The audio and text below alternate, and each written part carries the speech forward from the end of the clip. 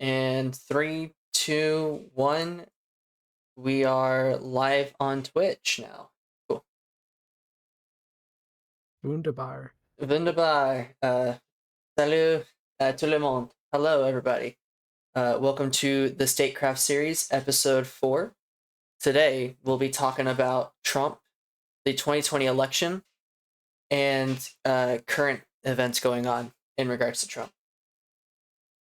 2020 and current events are pretty funny. Time flies. Yeah. All right.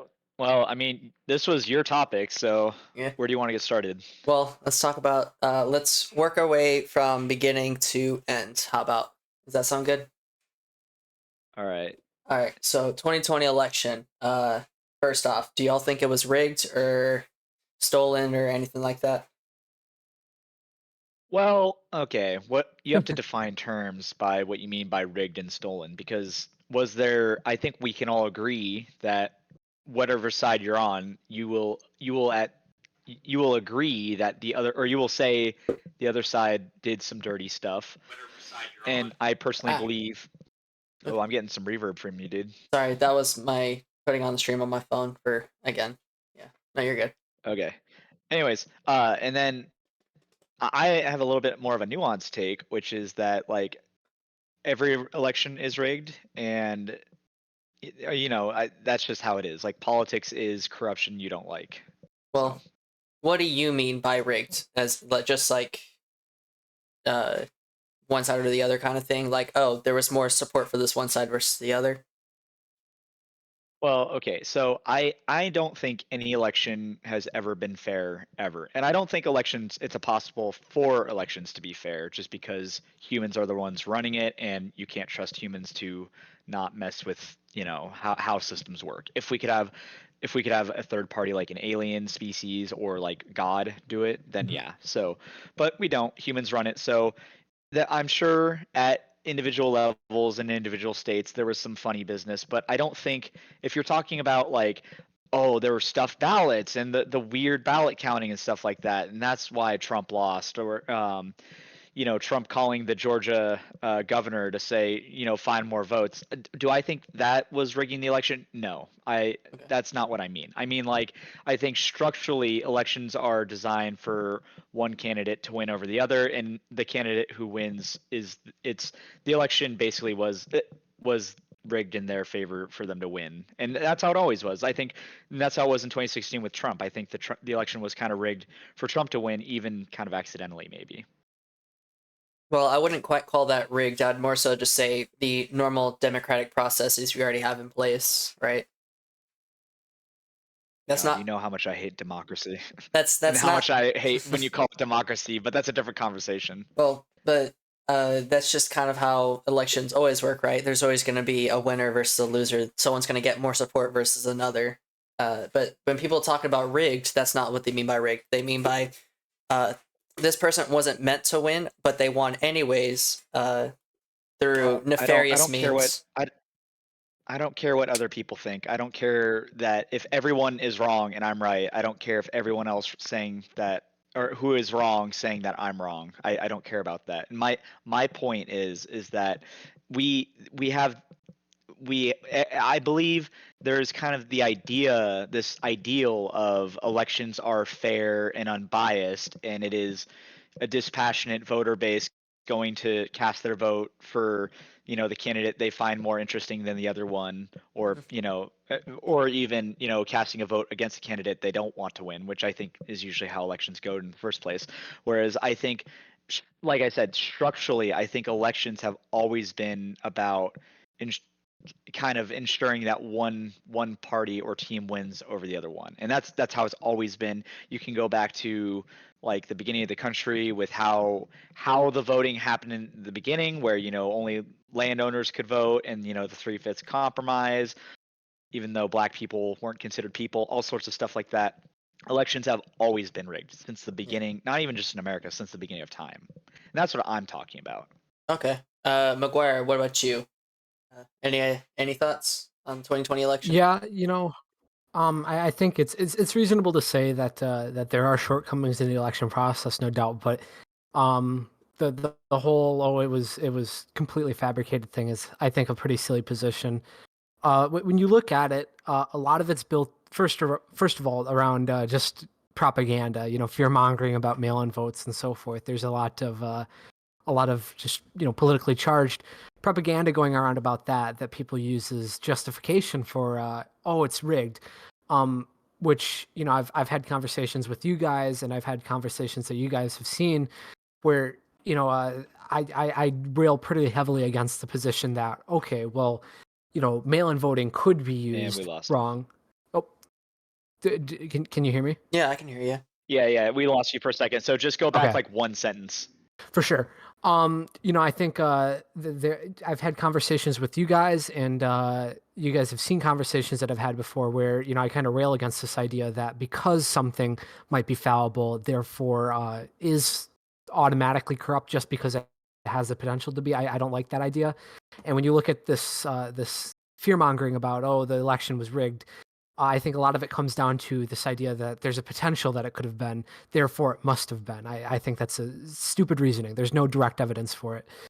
And then the other side of things that people like to point to is like, vote counting and how there's random spikes. But these are things that, if you look at Occam's razor, it's explained more simply by these voting centers submit a large number of counts at once. It's not that 1,000 dead people are voting all of a sudden. It's that those votes are only being registered by the system.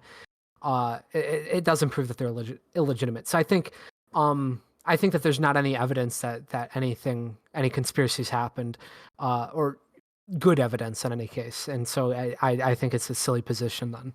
Well, I'd say there was a conspiracy, but not by the Go ahead. Democrats, but rather the Republicans. But we'll get into that later. I would argue, yeah, I think that's maybe going outside of the scope of election rigging and more like election overthrowing. But Yeah.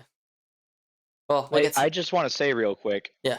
I just want to say, I'm not saying that voting is evil necessarily or the wrong thing, although I do also think that, but for different reasons. And my whole point by saying that like the system is inherently corrupt is that the issue is that we can't trust people not to be shitty. Basically, that's the issue. It's not that voting is inherently wrong necessarily. It's that there's people who are running the system, and people are really bad at running systems. Really Sure. terrible, actually. That's my view of it. Okay.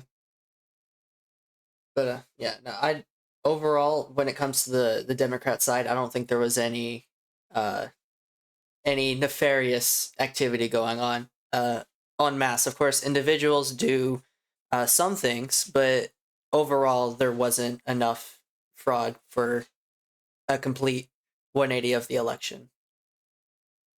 yeah, All right. So now to get into the Trump trying to overthrow the election, since this is still on topic.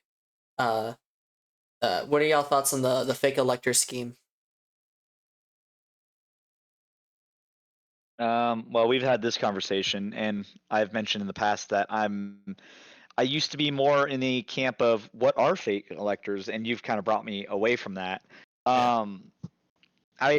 Yeah, so there's that. I'm still not entirely unconvinced that fake electors are possible, just because there might be a narrow case for a state recalling electors, but yeah, that's a different topic. Well, I mean, that could be the same. Who knows? I mean, it is a little different than what what's his name, the lawyer who Eastman. Trump Eastman. hired to.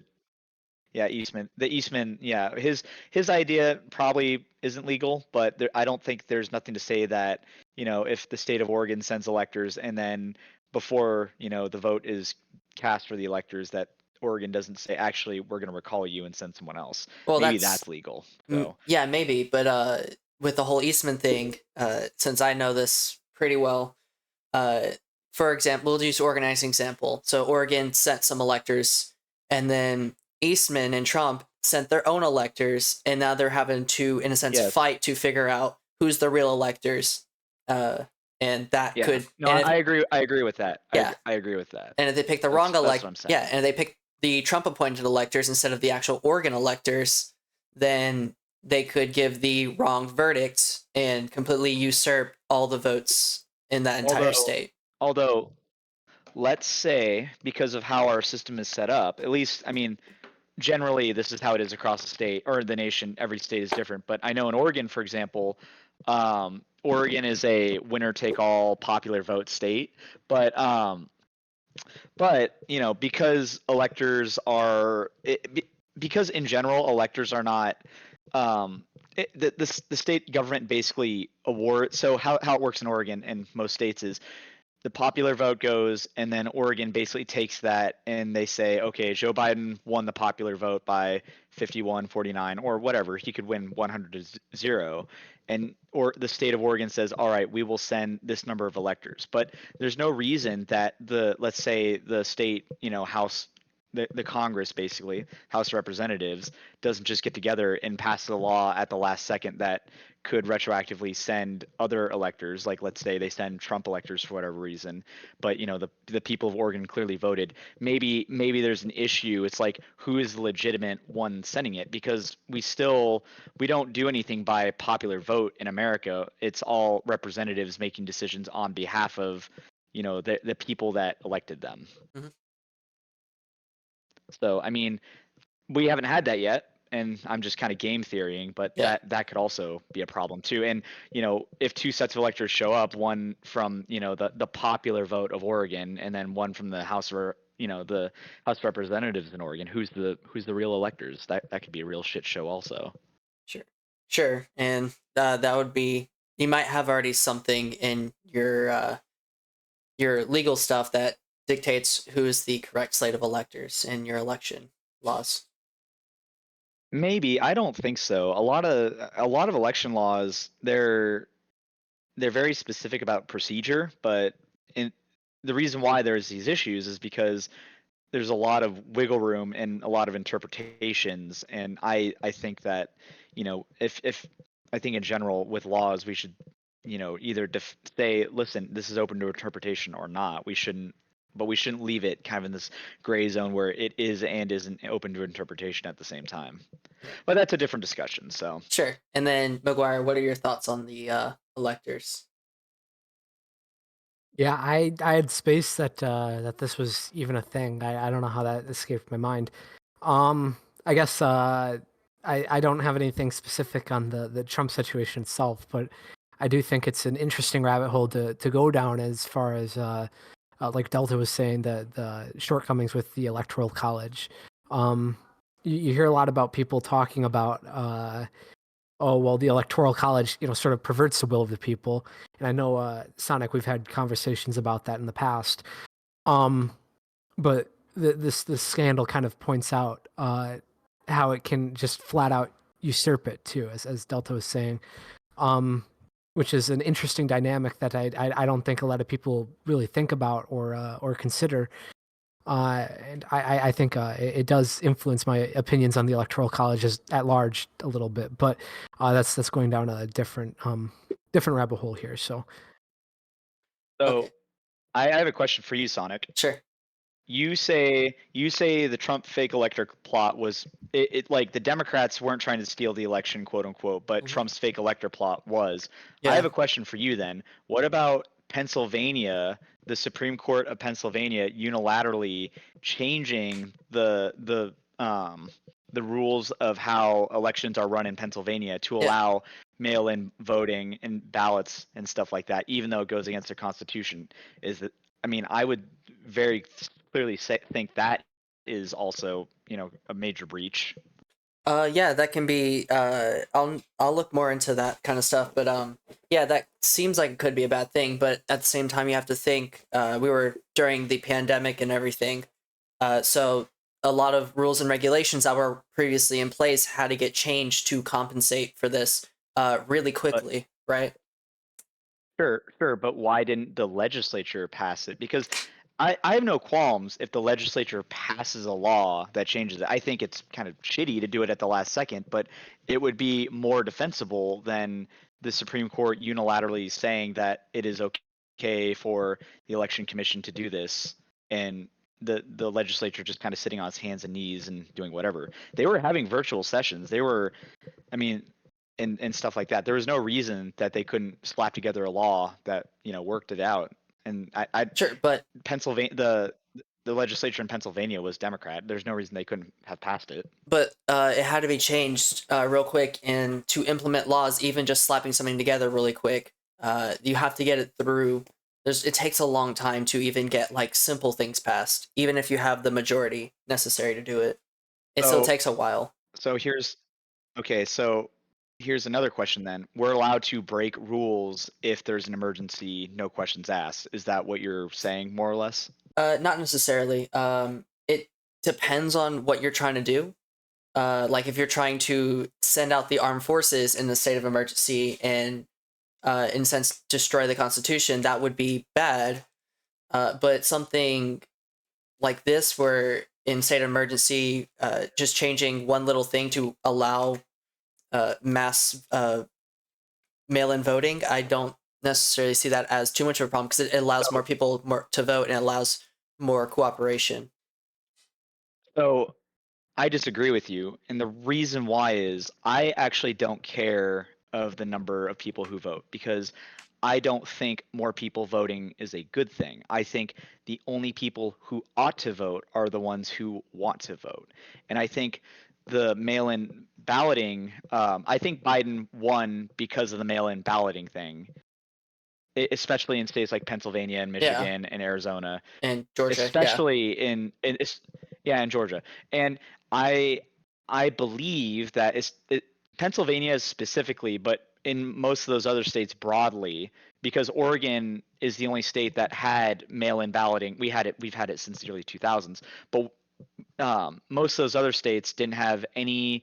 If you want a mail-in ballot, it was very onerous to do, and it wasn't just they would just mail you one. So one, I don't think people ought to just get a ballot in the mail. I think that's wrong. I think if you want to vote, you should have to seek it out. And then two, I don't think mail-in balloting is a good thing because it encourages people who aren't really interested in voting to get, to have access to the vote, and then their disinterest affects how the vote turns out. And I really don't like that. Like I said, I only want people who are interested in voting to vote. I don't know. I like the idea of more people voting, but I'm for more democratic systems. More people voting is necessarily a good thing in my book. So, Even if they were all Nazis. I am fully confident in my stuff. Yes. Even Nazis deserve to vote. That's not what I'm saying. Oh, I'm saying if everyone was unironically a Nazi, you would be okay with voting. yes. Because I mean, I Yes. listen, I really well, I disagree. I don't want like Nazis should be able to vote, but I don't want them to vote because I think what they want is awful and evil. Well, But I sure, but also in general, I don't want people to vote in well, sure, general. but there's a it in our democratic system. It's not just voting you have to deal with, but also advocacy for the right, for what you believe and what you believe is the right thing, right? If you only vote, let's say you're a Democrat in a Republican state, if you vote, it's going to seem like your vote doesn't matter. And if you only advocate, sure, you can change some minds, but you're not voting to, so it looks like you don't care as much. You have to do both in a democratic system for it to function properly. I'm gonna be honest with you. I don't believe people really change their minds all too often. You talk about how you've changed your mind, Mhm. but I think you're an outlier more than anything else because you are fairly open-minded. I think most people are fairly closed-minded and they're very Well, insular. And whatever group and community they're a part of, they're just gonna feed off each other. And all I see in politics are echo chambers who don't listen to each other and don't care about each other. And the only time they interact with each other is during election season when they vote, and that's it. I'm just gonna butt in here and say I fully agree with Delta, and I have no interest in hearing you out on this. okay. All right. Should we put it to a vote? But no, I think you can. It's possible to change people's minds and get them out of echo chambers, and in a sense rehabilitate them from bad circumstances or bad ideologies. Maybe when we finally encounter one in our Discord escapades, I'll applaud you. But Yeah. so far, none. Uh, Well, a lot of people can be That's closed-minded, but you can promote open-mindedness in a sense. I don't think people are necessarily lost.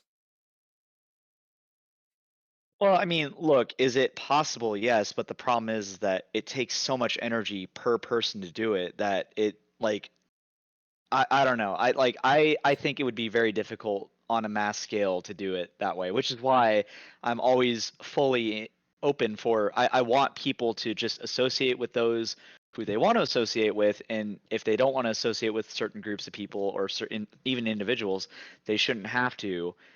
And the reason why I don't like voting and why I don't like the system we have now is because it ultimately is coercive. It forces people who don't want to be together. And the biggest example I can say with like the most clear example of this is in my mind abortion. We have two sides that are mutually exclusive. We have the pro-abortion side and the anti-abortion side. And there really is no gray zone. You either allow abortion or you don't. You can't like kind of but also at the same time not. Well, And I think we should allow. Hold on, I'm almost done. I think we should allow if people want to associate. If people don't want to allow abortion, we should allow them to form their own groups where abortion is illegal. And if you want abortion, you should be able to have it. And you well, shouldn't. The pro-abortion people shouldn't force it on the anti, and the anti shouldn't enforce it on the pro. That's it. I'm done. well, the people who are anti-abortion are forcing themselves and being like, "Hey, this is murder." But the pro-abortion people, with it's a wide range of where the cutoff is, still say like, if you don't want it, you don't have to have it. But I think it should be available for those who do want it. So the pro-abortion is more human than the anti-abortion argument. I literally don't care about which side is pro. I don't care. I just want I'm anti-abortion, but I'm fully fine with saying, listen, Sonic, if you want Kentucky to have pro-abortion and be able to abort a baby at whatever stage or whatever Kentucky wants it to be, that's fine. But I don't think Kentucky should force me to associate with that. Does that make sense? Well, you don't have to associate it with it. You still have voluntary You do association. though. You still have voluntary association. Be like, hey, I don't want to associate with you because you support abortion or you had an abortion at some point. You're not forced to I, associate. I pay federal taxes that is given to Planned Parenthood. I Well, don't have a choice. well, If you I can. don't pay taxes, the government will come and shoot. Hold on. If I don't pay taxes, the government will eventually come and shoot me in the head because in theory, if I don't pay if I'm against abortion for moral reasons, aka I believe it's murder, and I don't pay my taxes, the IRS will say you need to pay your taxes, and if I resist, they will eventually shoot me for that. Well, we can So have. I literally don't have a choice. Well, you can have systems where these funds aren't going towards Planned Parenthood, right? Like that's still you can still have legal abortion and not have funds go towards it. That Yes, but one side wants to force me to pay for abortions or to pay to fund Planned Parenthood. well, but there's instead of banning it outright entirely, you can just be like, "Hey, we should have it, but it shouldn't go towards it," and then that could be a reasonable position, right? But the issue is Yeah. there are a majority of people who want that to be, and so they make it so through the Well, violence I of the don't. state. I don't think majority of people want to have taxes go towards abortions. I don't. Maybe a minority of Then people, but I then don't why think does the it's. federal then then why does the federal government fund it? They may fund different things in Planned Parenthood, but maybe not necessarily the abortion thing, right? Because the It it it's all the same. If you give Planned Parenthood money for sexual education or for them to buy condom stocks and stuff like that, that just means whatever money you gave them is freed up out of their other funds to pay for abortion. Money is fungible. If you give me $10 in cash, that's like it is no different than wiring me $10 to my bank account. It's no okay, different. all right. It's all the same. Uh, And I'm not saying we need to ban abortion. I mean, I think we should, but like I'm not saying everyone should do what I want to do, but I don't think a system is tenable where we live in this big tent of a nation with all sorts of different disparate people with different ideas on morality and ethics, and expect a system that is run by force to function where where whoever is the majority or can build a majority coalition can just dictate the terms of morality and ethics on the minority. I don't think that's tenable in the long term, which is why I think we see lots of street violence and conflict in U.S. history. I wouldn't. You can, under a democratic system like ours, you can still have uh minority protections, right? I mean, we have that in the U.S. With our representative system and everything that goes on with it. There's still these protections for minorities. They can still, like, this minority vote can still get representation in government, and you can still have majority, in a sense, dictate other things.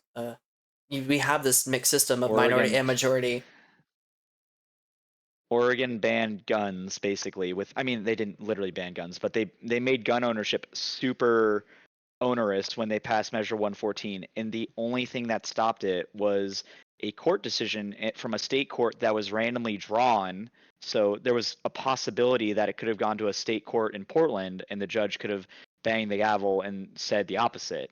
So I like you talk about minority protections, but like whenever I look at U.S. history with minority protections, they are trampled all the time, and the handful of times they are protected is when it randomly happens. Or like, so for example, it's like the Japanese internment camps. The Japanese got fucked over the Japanese Americans were fucked over Sure. during World War II. And it was only in the 90s, after a lot of them died, by the way, that they got an apology and some recompensation. But I mean, I think it was wrong in the beginning to do that. And we could go even further into that. But like, minority protections are kind of a joke, to be honest. Someone in chat sent me a link. And it says, while the group does receive federal funding, by law it cannot be used to fund abortion. Okay, cool. Money is fungible. I don't care. Okay. Well, if they get audited, if they were to get audited, then they'd get serious repercussions, right? Well, they get audited. Okay, so what I mean by money is fungible is they cannot take that money and put it into an account, a bank account, because they all have bank accounts, and they cannot put it into a bank account that is also used to fund all their abortion stuff. But Planned Parenthood has, like, they have to pay for office space, they have to pay for air conditioning, they have to pay water, Mm-hmm. they have to pay utility bills and all this stuff. So they can just take that money that pays for for the office space or for the medical space or whatever that that is for the clinic, and they can just say it's a clinic. They can perform abortions in the clinic, but they're not paying directly. They're not using the money to literally pay for the doctor and for the tools to do the abortion, but they're paying for everything else, or even not even for maybe the clinic necessarily, but like for office space or for clinic space for other things. And then that frees up money from other accounts that they can put in other accounts to pay for abortion stuff. Like, money is fungible. Like, just because you get $10 and you tell me, Sonic, don't spend that $10 bill on a candy bar, that doesn't mean I can't find another $10 bill somewhere else and spend it on on a candy bar. Okay.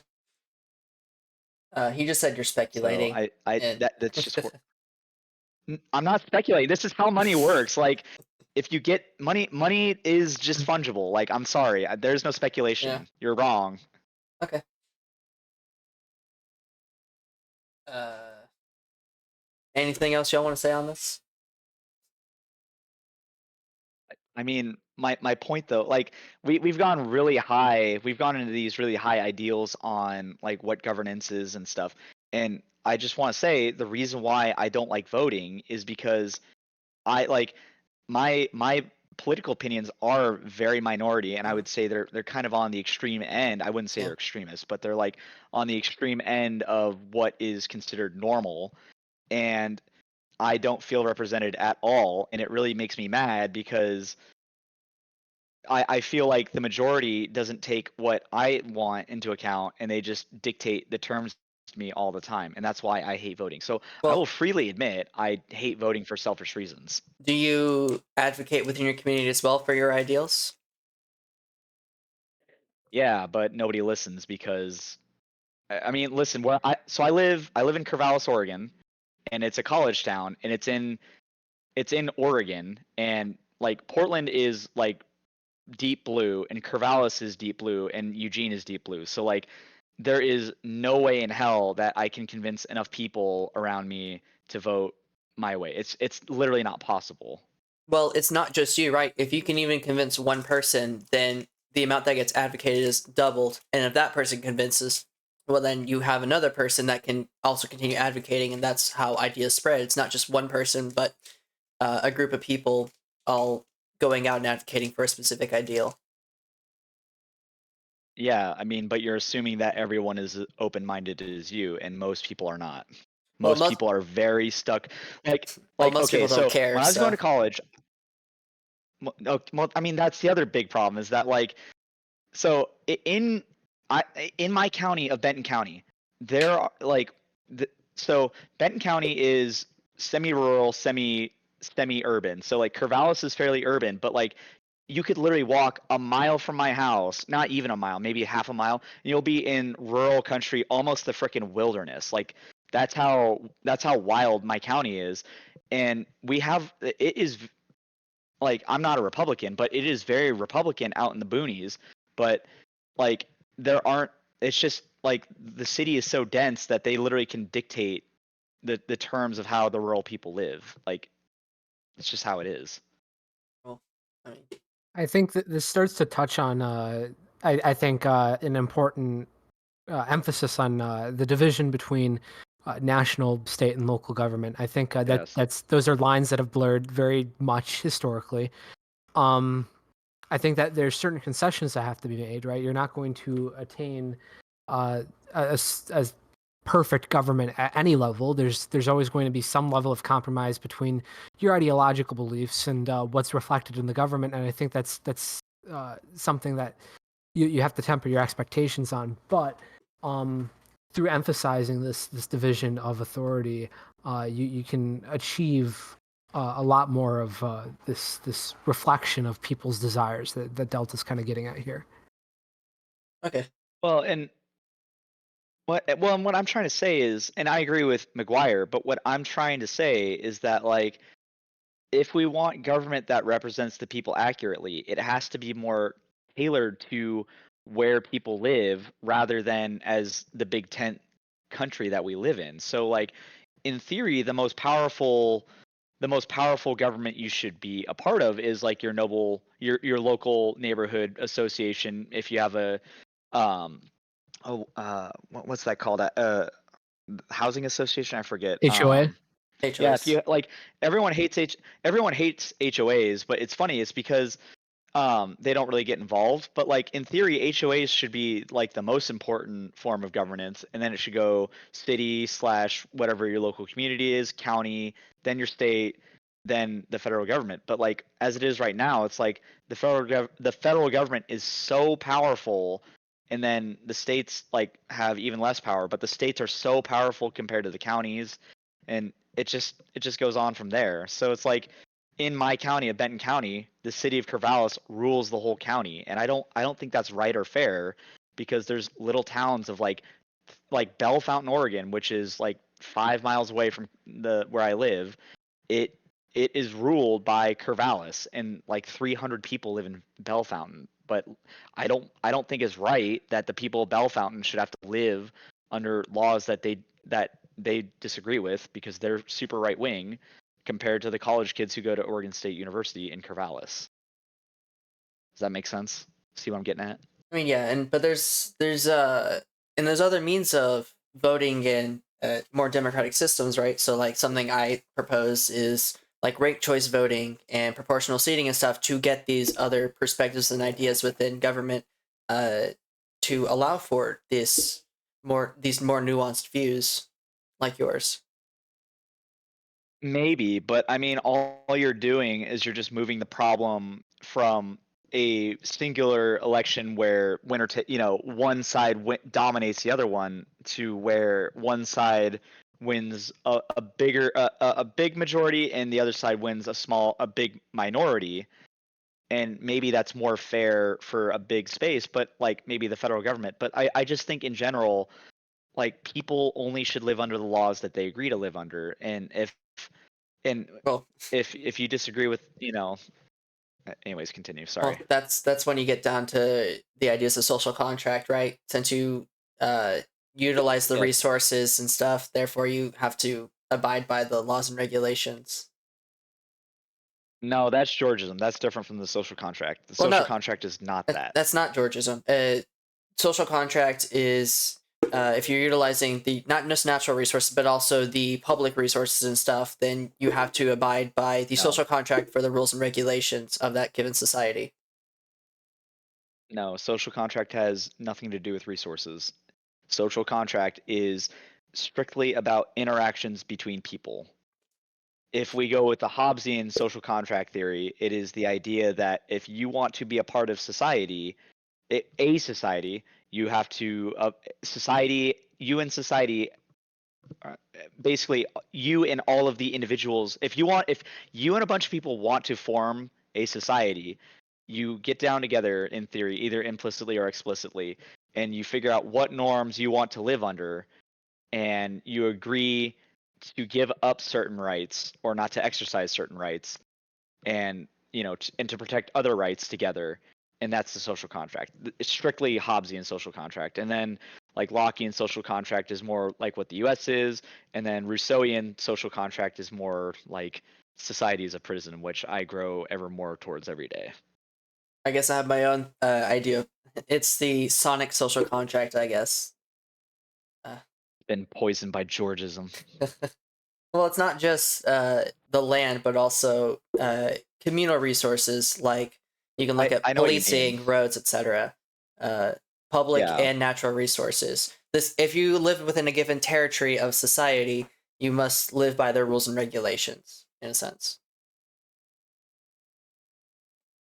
Well, that's more. I mean, technically that's social contract, but that's more like after the fact. That's like after everything you've described is like after the government has been formed, because in theory the point of a social contract is to form society, and by forming a society you form a government, you create rules which the society is run by, and then you create a government which is used to enforce those laws, those rules. And everything you described is after you've created government, basically. Okay.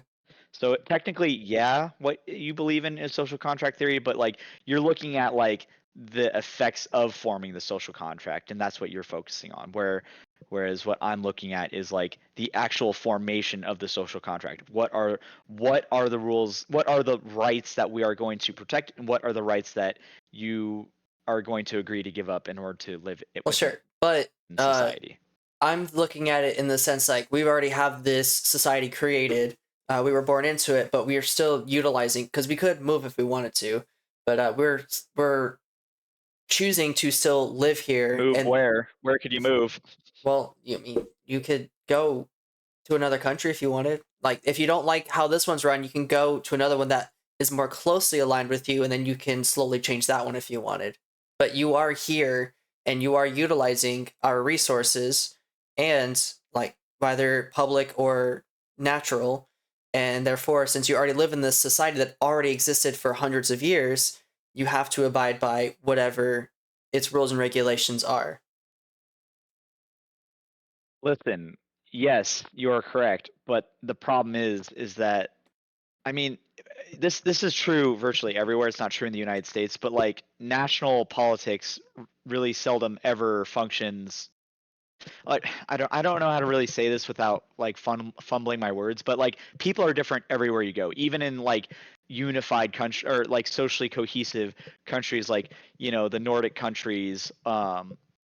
There are regional differences everywhere, and there's small regional traditions and dialects and even local laws and customs. So like no matter where you go, there is no nation that is completely socially cohesive. And so I firmly believe that the most important laws, the social contract should apply at the lowest level possible rather than at giant national levels. Like, I don't like that, everyone looks at the US as one giant thing when it's actually a bunch of really, really small nations. And in fact, there's little nations within those nations. Like in my state of Oregon, there's a giant difference between Eastern Oregon and Western Oregon. And in fact, there's a giant difference between Southern Oregon, Southern Western Oregon, and Northern Western Oregon. Like, I live in the Willamette Valley. It is nothing like Klamath Falls where I live.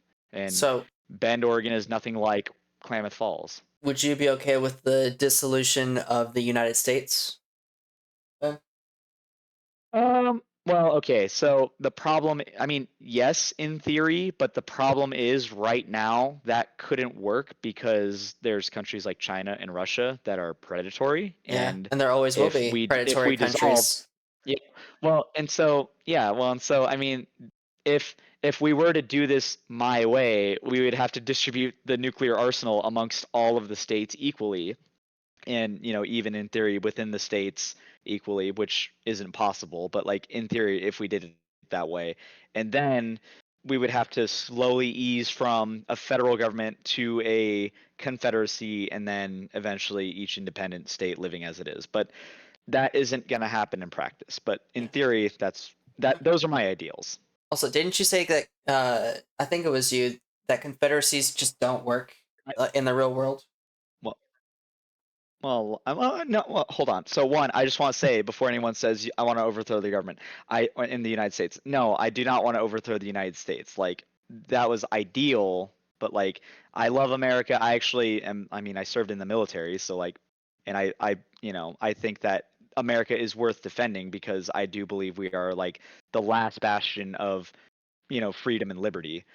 But two confederacies actually do work, and I would I would urge everyone to read about the Haudenosaunee Confederacy or the Iroquois Confederacy, because they actually had a really workable confederacy where the four and eventually five nations that lived under it were sovereign unto themselves, but they had a kind of national, it wasn't really national, but like they had an overarching government that like that was there to protect the borders of the confederacy basically, and then each nation within the Confederacy was sovereign unto itself. Okay. So, and they lived for a long time. They lived for thousands of years. They existed for thousands of years. My cat got his claw stuck in my Throw it out the shirt. window. Summary execution. My flat bite. Throw him out the Aw. window. Defenestrate the cat. No, he's in the chair next to me. I have two computer chairs, and he sits in the That's one. spoiled. Yeah, he's spoiled. Yeah, he's mad that the futon's not in here anymore. I may have once said that the Confederate States of the U.S. wouldn't work, and they didn't work because they were actually like too independent. It was during a time of war, Yeah. and they did a lot of shitty things that kind of undermined their own war effort and things like that. Like, war is a national thing, and you need to be cohesive during war, and the Confederacy was not cohesive during war. Yeah. So, Anyways, to get among back other things, they weren't going to win anyways. to But get continue. back to our Trump talk, since we pivoted entirely, using Pence Trump didn't do to nothing. not certify the electoral college votes, to throw them out and bring it to the House. Okay, what about it? Well, thoughts first, and then discussion after. Pence is a big boy. Pence is a big boy. Do you think he did the right thing in Pence, not doing that? yeah. As much as I don't like it, yeah. What do you mean you don't like it? I Really? don't like Elaborate. Trump. I don't like Trump, but I do wish he had won the 2020 election just because it would be fucking hilarious. So, Oh, okay. no matter what, I win because it's fucking no matter what, like either it's hilarious or Pence did the right thing. So, either way I win. Okay. And probably the destruction of the U.S. and a dictatorial leader, I right? don't want the U.S. destroyed. I don't want the U.S. destroyed. Trump is not a dictator. Trump is like the weakest. Trump was the weakest Hold freaking on. executive we've had literally probably since Calvin Coolidge. Okay, hold on. Is Trump a good dictator? No. Is he a dictator wannabe? Yes. Do you want a dictator wannabe I mean, in power? maybe. Do you If want he's super incompetent, yes. If he's slipping on banana peels every 5 minutes, yes. Well, what if he hired the right people to like smarter people than him to put forth policies to cement his power? We've had 4 years of Trump, and he didn't do that. I mean, in theory, Well, to answer your question, not to sideslip it. No, wait, hold on. To not to sideslip your question, I would say no, comma. Trump did not do that. Trump was a clown. He is literally the clown car of presidencies. It's fucking hilarious. well, sure, but looking at his vengeance, the vengeance he wants right now, and then the current people behind him, it can be a little scary to think what could happen if he is elected. Well, and I We think it sets again, a we oh, precedent. Oh, go ahead. go ahead. No, go ahead. Oh, for sure. I think allowing that sort of mindset, speech, and so forth in office sets a precedent. So even if you maintain, okay, he's incompetent, he can't act on these things, these ideas, whatever, it still conditions the American people to an office holder that speaks like that has those opinions, those objectives, those goals, and it sort of legitimizes that that's okay. Which I think is disagreeable. You should hold yourself to a certain level of decorum and respect for the Constitution and American values in general. If you're going to hold that office, and I think being in open defiance of that um, just isn't a good look. But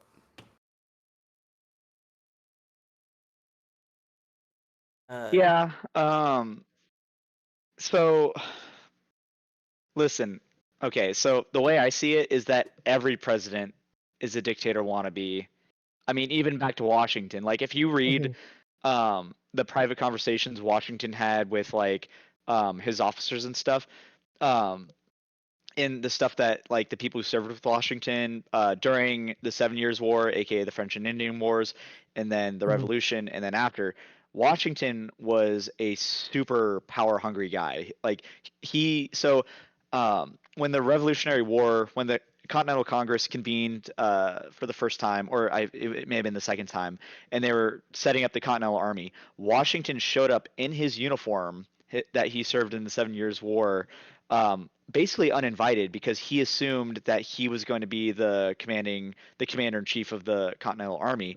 And I forget who the other guy was, but there was this other guy that the Continental Congress basically wanted because Washington lost a bunch of battles during the 7 Years War, whereas this other guy won a bunch of battles, and he was going to be picked. And then Washington basically did all this politicking, backroom politicking, and got the other guy. He didn't get the other guy didn't get the commander in chief position, but Washington did. And so Washington was super power hungry, and every president since Washington has been super power hungry. And so, saying, "Oh, Trump's a dictator wannabe," it's like, okay, name any president who wasn't. I'll hold my breath and Biden, die of asphyxiation. Biden. Biden? Are you kidding? Are you kidding me? Are you kidding me? Biden is maybe a senile old man who doesn't do anything, but his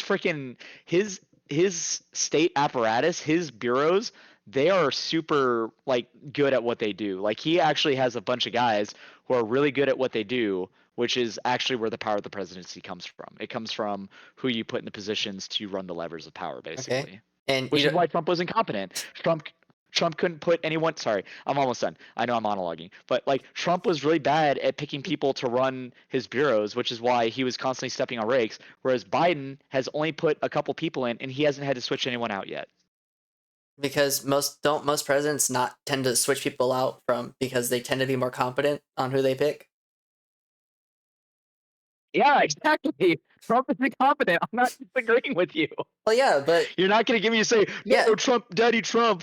yeah, Fuck that. but now he has more backing in certain things, right? So Trump would probably be more uh Like what? What's well he backed by? uh have you looked into the Heritage Foundation? They've they did support him more. They did support him a lot in his first 4 terms, but now he's actually looking to them more for their stuff and a lot of stuff that they've been proposing.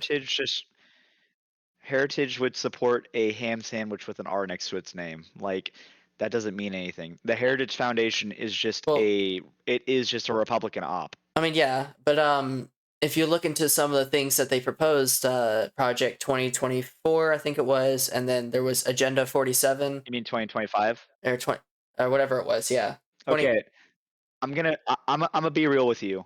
Okay. Nothing needs to happen. Nothing needs to change right now, constitutionally, legally, whatever. Nothing needs to change right now for any president, Biden, Trump, whoever, to do what Project 2025 Yeah. No, says to do. yeah. The only reason why it's scary is because we pretend like there's a system of laws, like for example, federal employment protections that in theory protect federal employees from just being fired outright. There's no reason the president can't just unilaterally fire literally everyone in the post office right now and Well, make them go home. The only people the president can't touch is the Congress, the Senate, their staffers, and then the Supreme Court and their clerks. That's it.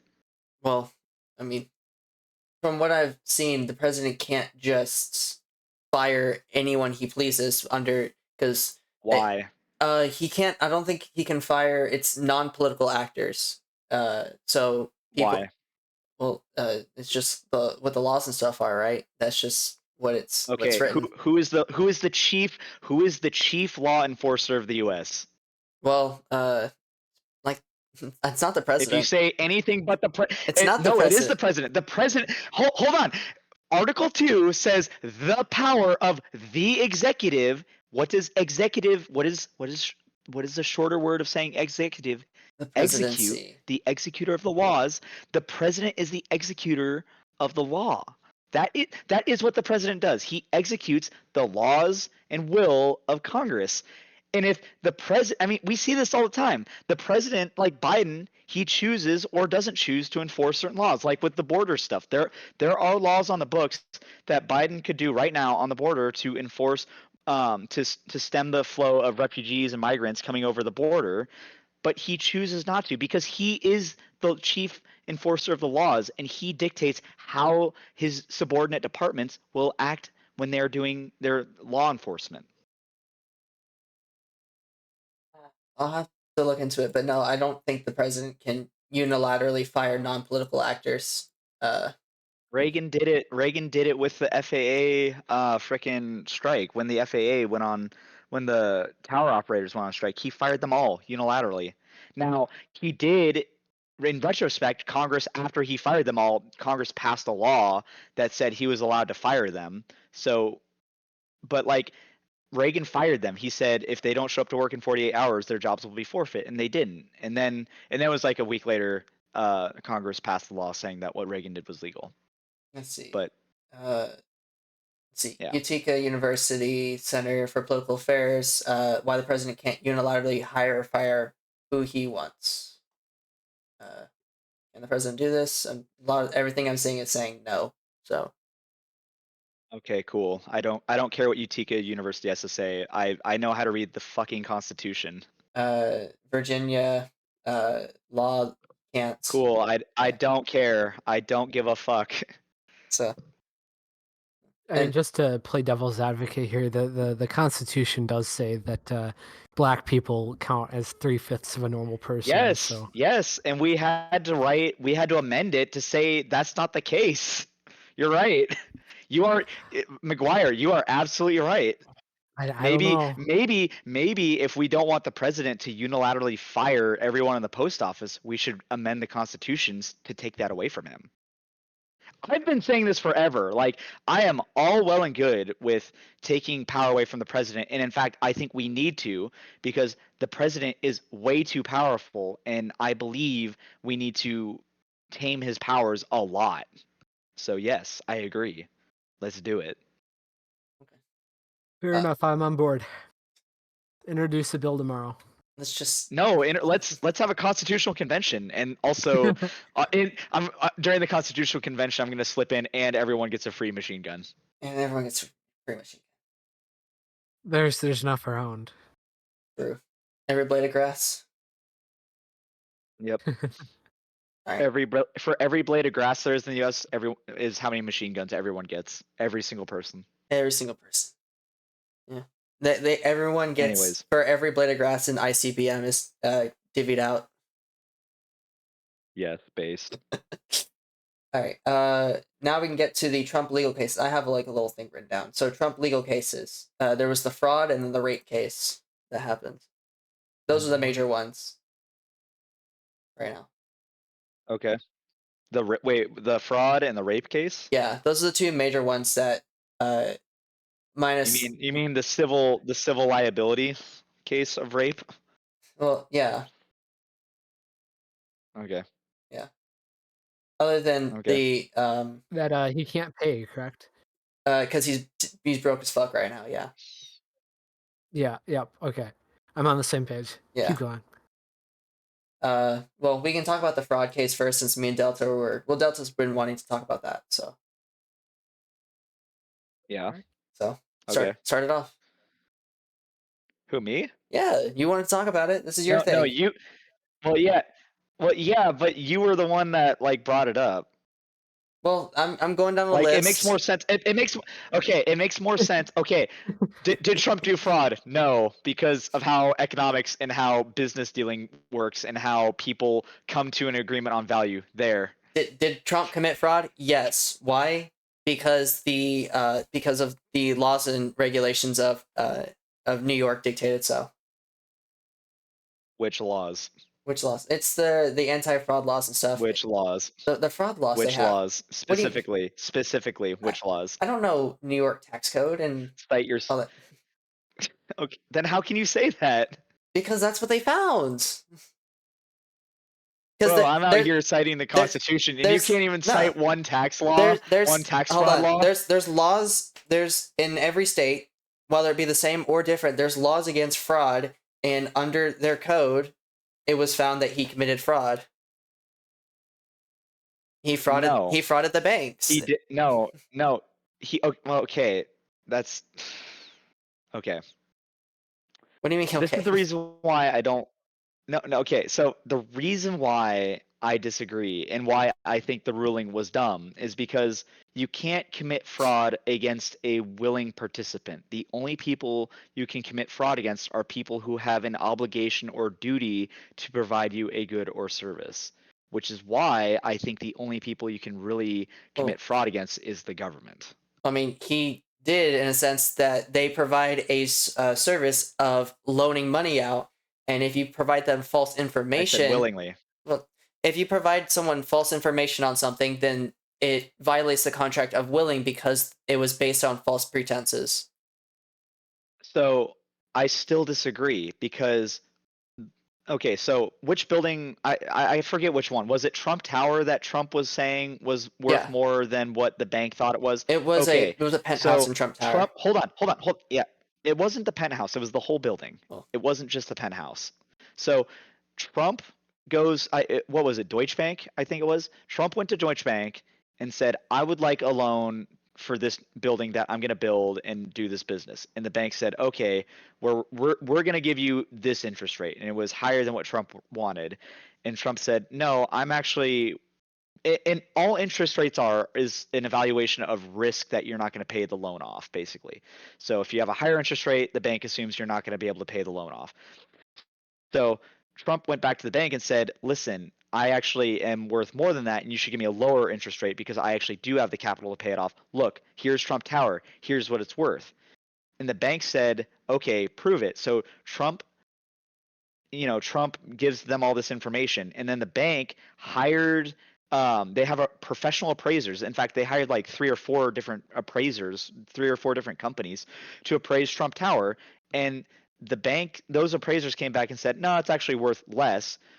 But the bank, with that information from their appraisers, still went along willingly with Trump's assessment because they didn't. I mean, basically they said they didn't want to argue with him because they wanted the loan money and the interest payments from Trump more than they wanted to fight with Trump over this. So that's why they did it. So I don't think it was fraud because the bank willingly understood what they were getting into because they hired their own independent appraisers. Okay. All right. And okay, well, Oh. all right, if you don't have anything to say, I have one more thing to say on that. Okay. Even if the banks did not hire their own appraisers and they went in blind, that is their fault because they should have hired the appraisers. Like banks are not ignorant institutions that have no idea what they're doing. They're very knowledgeable about what risk is and how to mitigate risk. And I don't agree at all that Trump could commit fraud against the banks. Well, you also said that. I don't think anyone could. Okay, so if I said, "Hey, here's this TV. It works, and it's the best TV you'll ever have," right? And then you buy it from me without testing it, then you bring it home and it doesn't work. Did I not fraud Yeah. you by selling you I No. frauded you based off of false pretenses that this TV worked? No. Have you ever purchased a car before? Yes, I'm in the process of purchasing a car currently. Is it a new car or a used car? New. Okay. Well, if you ever purchase a used car and you don't know anything about mechanicking, you should hire a mechanic to come with you or find a buddy who knows about mechanicking stuff to go with you.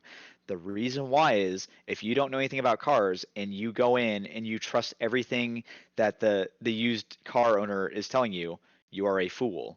You should bring someone who is knowledgeable with you because if you don't, you are going to get railroaded. Like, you should not assume anything that anyone ever says about anything else is true ever when you're buying something.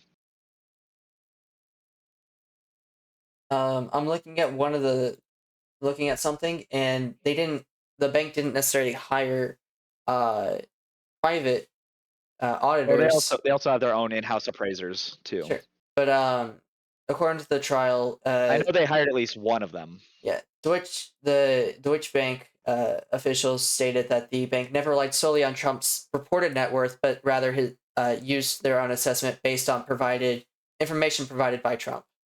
So they used the Yeah. information. So they didn't go there to measure everything, but rather Trump gave measurements and used statements that Trump had, in a sense, forged from the. It's like, hey, here's the square footage. It turns out it was only a third of the size, which can definitely affect how much something is. Uh,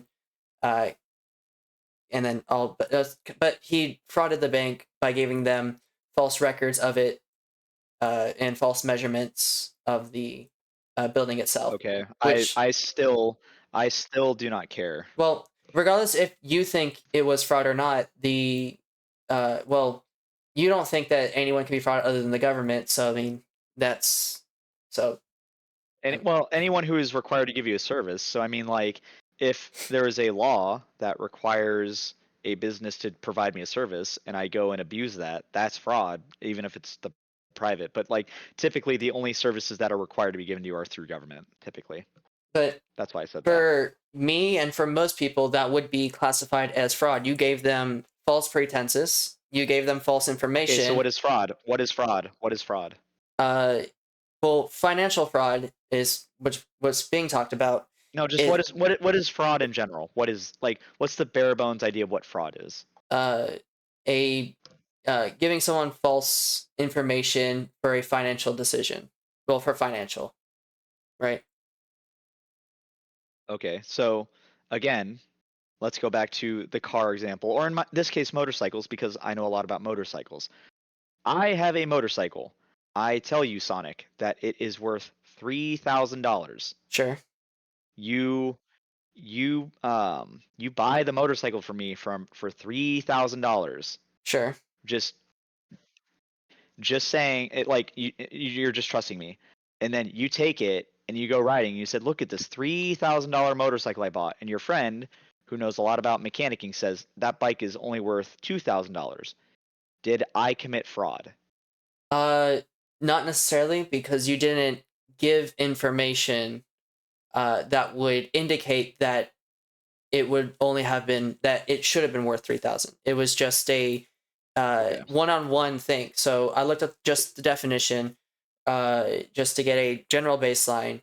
Wrongful or criminal deception intended to result in financial or personal gain. You didn't give any wrongful or criminal deception for, like, criminal deception for it. You just said, this is what I think it's worth, and that's what we went off of. But that's different from getting a loan for something.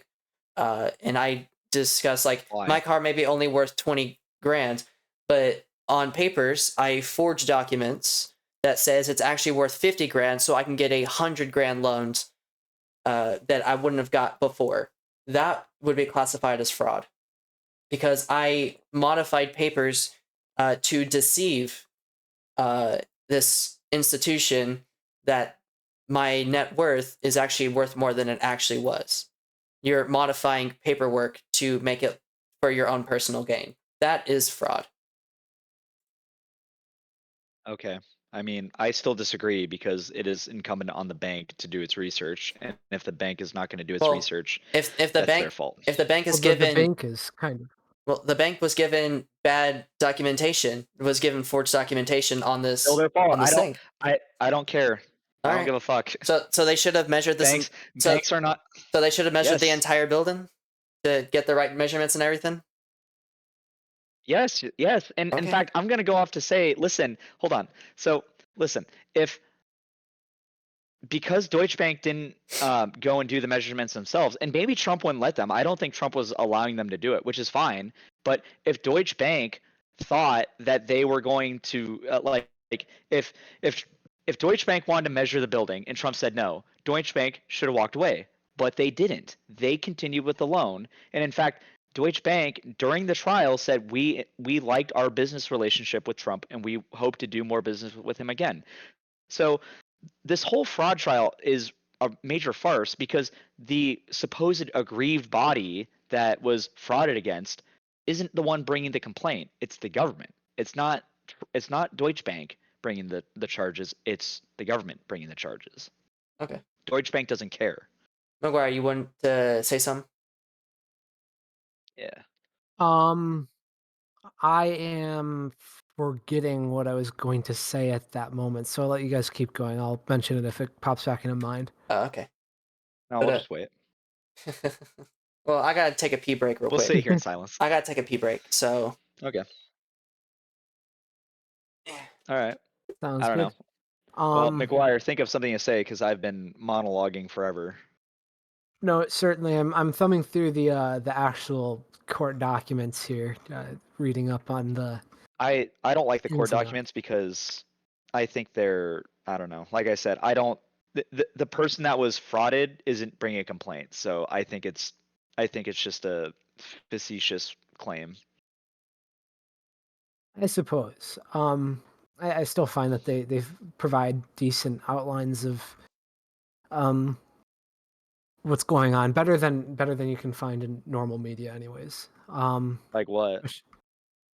Uh, dates and specific testimony, specific quotes from individuals Go referenced in the actual trial, and so go forth. find the testimony that Deutsche Bank said on when Trump's team cross-examined them. I mean, I'm not saying that it's complete. It just like thumbing through here, it quotes Trump's accountants and so forth on their accounting practices.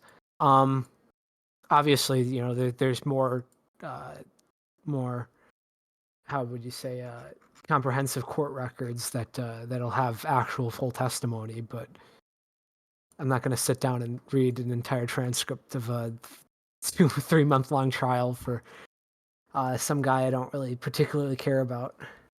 Yeah, I mean, listen, I don't care if Trump gets fucked or not, but I would not do business in New York after this because if the government can unilaterally say you committed fraud and there is no victim, then I don't know why you do business there. I mean, is Deutsche Bank not the victim?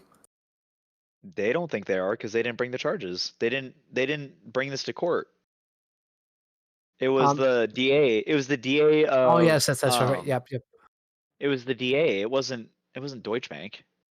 Well, is it still are they still not victimized if they were misled in their thinking? I mean, there's Again, other ideas that go into whether or not you want to bring something to trial beyond just am I, victimized. This is the reason why if you look at any major lawsuit in the last 4 decades, they all settle out of court because um, civil court isn't necessarily about the principle of things. It's there's considerations about the practicality of pursuing these cases. So I don't have think it's you necessarily.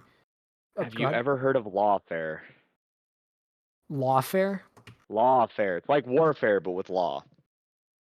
Uh, Not phrased that way. No. Okay, so what you described with the civil like suing people and it settling out of court, that is a form of lawfare. And what that means is you want to get another party to do something, whether that's to give you money or whatever, and you take them to court or use the threat of taking them to court because court costs so much to go to, especially I mean, especially if you're poor, but or rich, but like especially if you're poor, like lawfare is very effective because most people can't afford lawyers to go to court, so they'll settle out of court or they'll plead guilty. So like a lot of, for example, traffic violations in the U.S. are actually bullshit. But the cop knows that you're not the person pulled over isn't um, well versed enough in the law or speaking to a judge to be able to go to court to argue their case, and so they just plead guilty instead of taking the risk of fighting it and losing and getting an even harsher sentence. Sure, but So there's other situations where somebody might sue for medical expenses or whatever. yeah, Um, and they settle. You see this with class action lawsuits, especially a lot, where there's some aggrieved party where they think that there's some shortcoming in procedures in the company or whatever, um, and they'll be forced to settle to avoid years and years of trial against a massive corporation.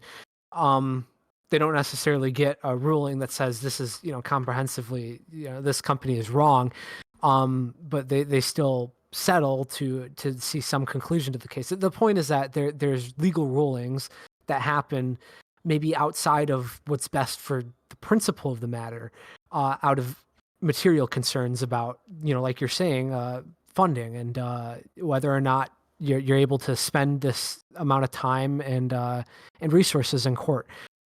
So on this topic of Deutsche Bank, I don't necessarily think you can say they're not an aggrieved party just because they didn't bring this to court.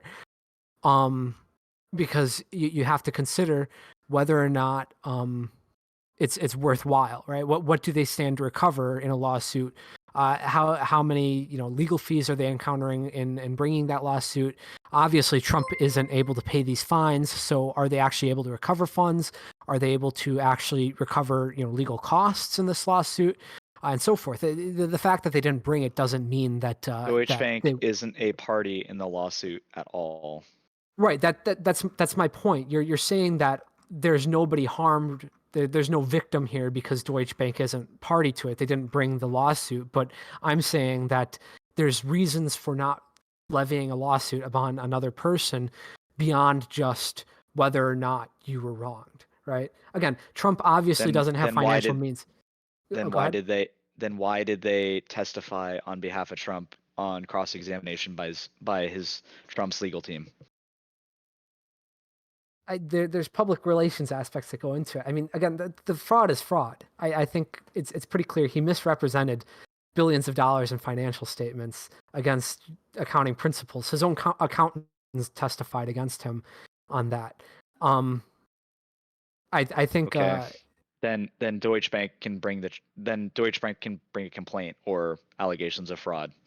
I don't see why the government, which is supposed to be the neutral arbiter and the one that is just supposed to enforce the law if it has been Oh, broken, okay. Wait. You're to you're do you're that. you're you're conflating the purposes of the court and the government here. The court didn't levy charges against Trump. The True, attorney you're right. general sued Trump. They're two separate things. I think, and this starts to get into broader talks on capitalism or whatever. I think market regulation is important. You have to prevent monopolization to maintain a free and open market. And to that end, it's important to have these executive authorities that when there's some gross financial negligence or there's some misrepresentation of things, there's some poor business practices, I think it's important to empower an authority to step in and recognize that that happened and bring charges against or bring suit against or whatever the individual who did that. I don't think we should be sitting here and saying, okay, well, the attorney general should be neutral. The attorney general absolutely shouldn't be neutral. The attorney general should have it in their vested interest from their position. By virtue of being the attorney general, they should be seeking out these instances of somebody acting in poor faith, acting against good practice, acting in illegal manners. Ultimately, they should be seeking these out and pursuing them in court. The neutral party should be the judge, not the suitor in this case, which is the attorney general. Okay, one, Trump got a loan and paid the loan Mm-hmm. off. Sure. So I like I don't care what he said to get the loan. He paid the loan off. Two, I don't care if he paid the loan off anyways. If Deutsche Bank lost money, that's their problem, not mine.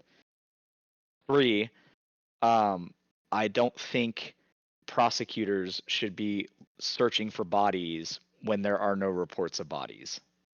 If there is no But complaint, there's reports of accountants confirming that he violated standard accounting practices.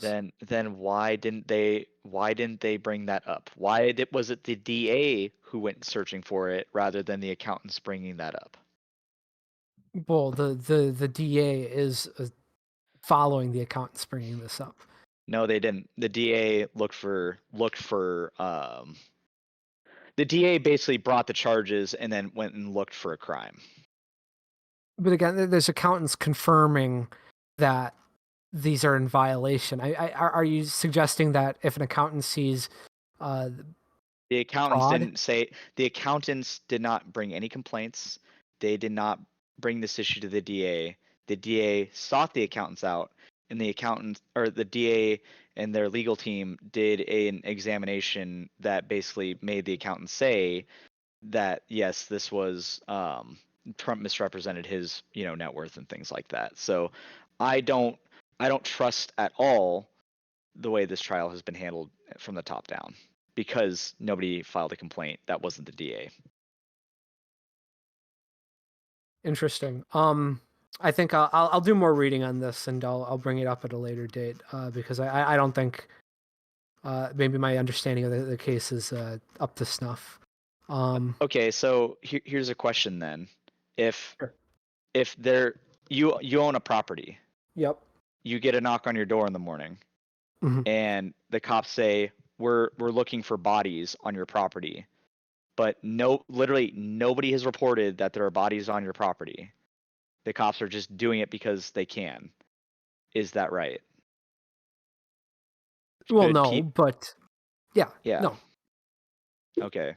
Then unless there's an allegation from someone that you did something wrong, I don't believe the government should be investigating people and charging Sure. them. Sure, and I think that's what I was getting back to then. My understanding of the case might be incorrect then, so I'll do more reading on that here, so then I don't misrepresent anything. Yeah, well, anyways, that's I don't know.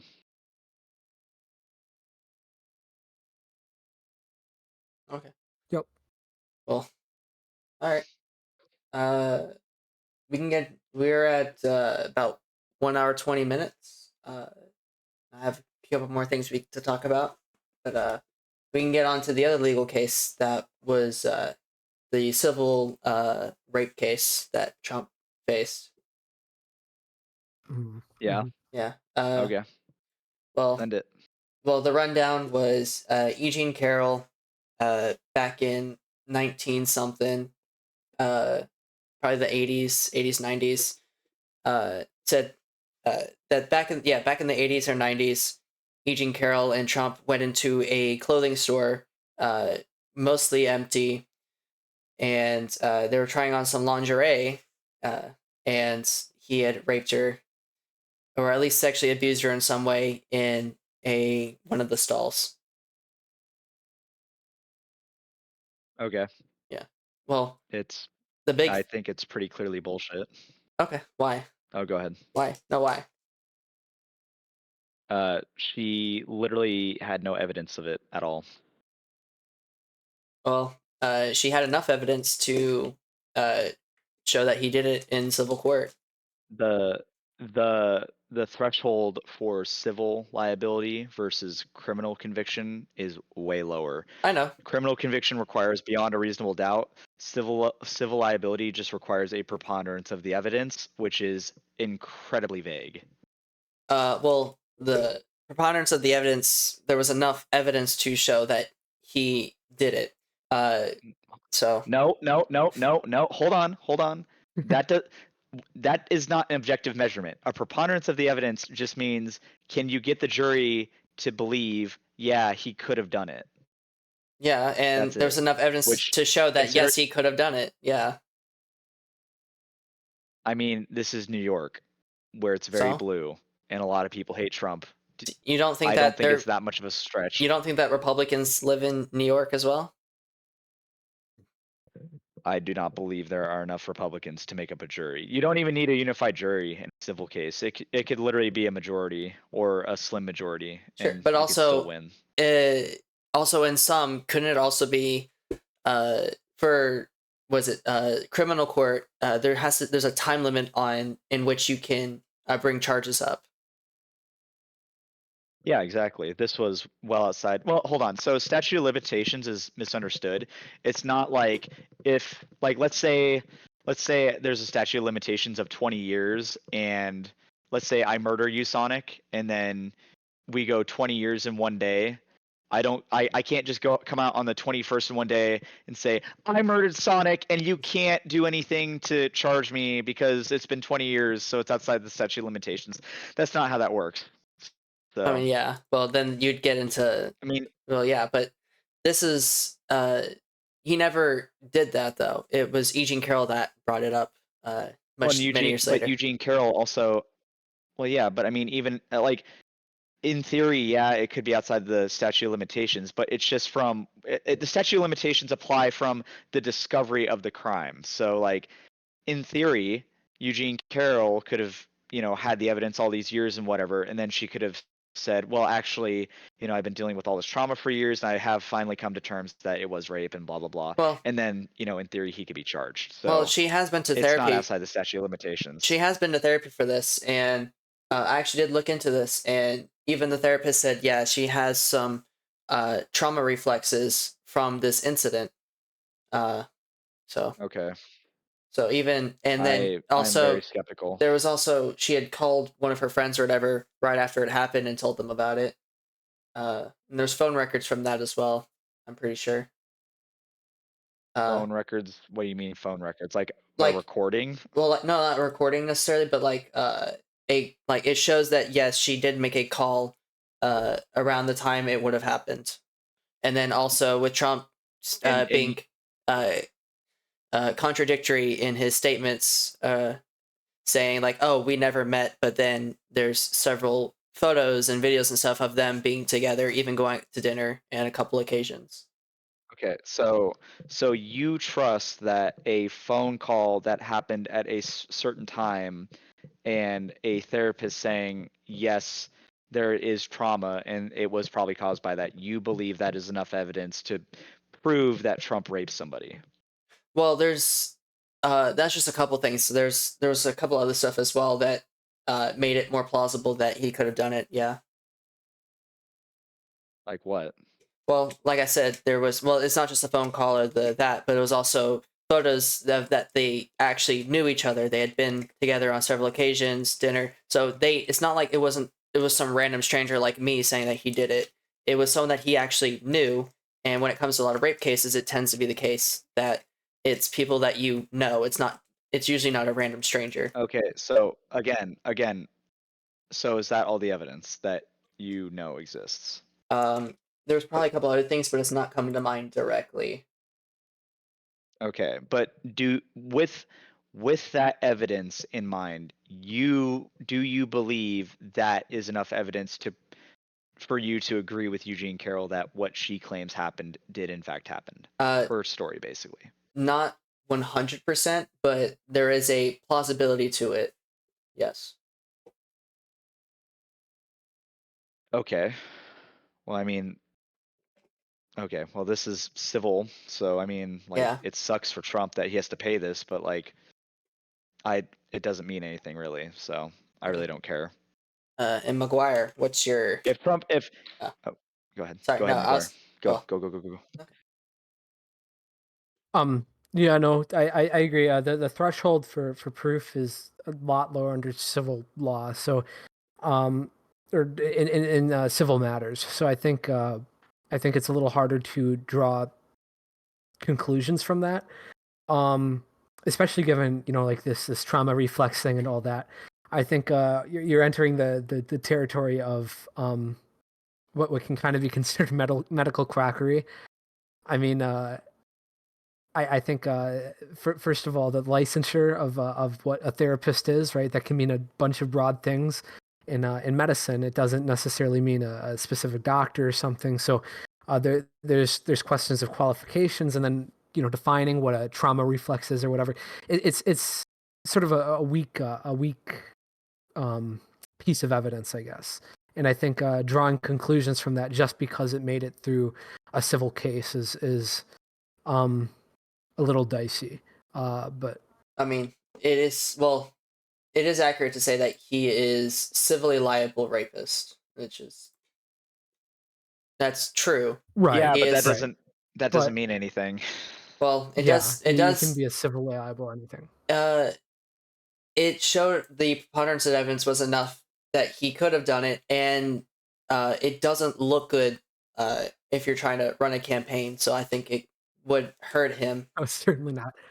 So Maybe. Um, no, it could be harmful in that regard. But I think in determining, you know, whether or not he is a rapist, I think um, there's other things that he's said and done that are on the record that are much more substantiated that Well, yeah, go a lot farther he said to grab him by the pussy, like, exactly. yeah, I mean, yeah, the Access Hollywood tape, which actually that was actually used as well during the yeah, case. That was used during the case as well to show that mhm. yeah. I mean, listen, he could, or at least uh has joked about, or maybe even done it, that of sexually assaulting women. yeah, okay. I mean, listen, you say that. I don't know. That was pretty extreme. And I'm going to be honest with you. I don't know if it will hurt Trump because back then, Trump was, I mean, he was well known because he was a celebrity for decades, but like, Mhm. he's very well known now. He's a very well known quantity. And so I personally don't think it'll hurt him that much because I think most people, the people, there are people who, like, everyone has their confirmation bias. If you're pro Trump, you're going to say, nah, that didn't happen. Who cares? You know, whatever. And if you're anti Trump, you're going to say that did happen and that's terrible. And so I don't think it's going to convince any, like, it might convince a couple suburban moms to vote against him, but I don't think it's that many to begin with, to be honest. Well, I think Mhm.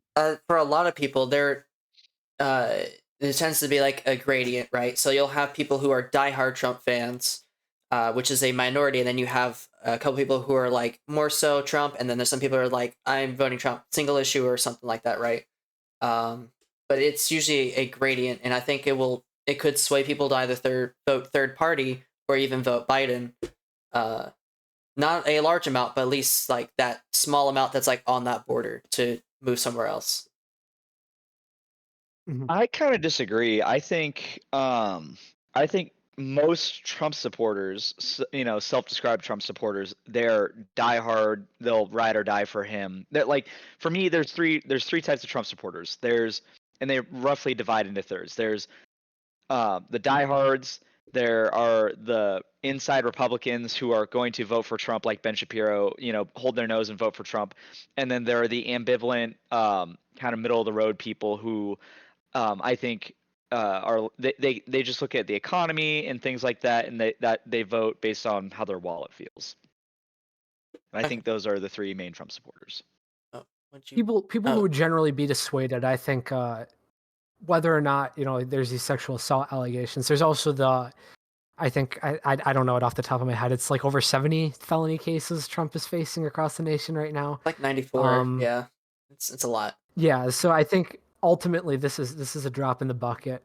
Um, that number to me is a lot more shocking than sexual assault, because there's sex scandals with most recent presidents. It comes up frequently. It's a thing, but the felonies, I think, is pretty unique, and I think that's what sets Trump's reelection bid apart from anybody else. Yeah, then there's still the Gen 6 committee stuff that's still going on. Well, Mhm. that's actually most of the felony stuff. It's Yeah. January 6th stuff, which I don't think he will be convicted for. Or it's like the presidential immunity or the documents cases, which I don't think he'll be convicted for, because I think the president has, like I was talking about earlier with Article 2, the president has a lot of leeway, and if we want to change it, let's change the Constitution. But I think the most of those felonies will go up to the Supreme Court, and the Supreme Court will say president has the power to do that. If you don't like it, change the Constitution. Bam, done. Right. So since we Mhm. were brought up the topic of things that could hurt Trump, it's come to light recently that all ex-Trump officials refuse to endorse him and call him a danger to our democracy You or our broke up. republic. You broke up a bunch. You broke up. That So say that statement again. all ex-Trump officials refuse to endorse him and call him a danger to our democracy. Okay, cool. I really don't care what. Well, I mean, most of those people were the same insiders who were kind of railroading Trump to begin with. So well, I like, do you think that and this Trump will picked those people. do you think that this will hurt So him in any way? No. no, because again, it's already baked in the cake. He's a known quantity, and the people who are going to vote for him are going to vote for him knowing this, rather than I don't think there's anyone, or there's probably not that many people right now who were going to vote for Trump, that comes out and they say, well, now I can't vote for him. Well, I don't think that's a big enough group to what about change more anything. moderate Republicans? Like That's a part you're of the like group that I'm talking about. your Mike Pence supporters that when Mike Pence comes out that he doesn't support Donald Trump, then aren't they more likely to go third party or Biden, or and then what about maybe even a couple others like Nikki Haley supporters going somewhere else? Where would they go? Uh, they can go RFK, some sort of third party. They can go They are Biden, not voting. They are not voting for RFK. RFK is only going to hurt Biden. I cannot see in any reality where anyone who is going to vote for Trump and hears that votes for RFK. That anti-vax, is just and not happening. the anti-vax crowd, Okay. who Well, again, tends to be that still isn't Republican, happening. right? And when it comes to the anti-vax, Trump's endorsed the vaccination, whereas RFK has said that his anti-vax, right? So that could pull some away. Have you not heard anti-vax people who cope for Trump for getting Operation Warp Speed done? Like, you got to be kidding me. Like, I hear people all the time say Trump, they'll say the vaccine was bad, and when you say Trump made the vaccine, they'll say, but he was forced to do it because of political circumstances, because of COVID and stuff. Like, there's so much cope around the vaccines. It's not even funny with Trump supporters. It is like literal cognitive dissonance. Okay. McGuire. Yeah, I don't see those breakaway groups, if they exist at all, being that significant. I mean, I think most American citizens who buy into Trump or Biden or whomever, um, don't really care that much about the rest of his administration. I mean, um, I don't think people really subscribe to vice presidents very much. I don't think they subscribe to cabinet members very much.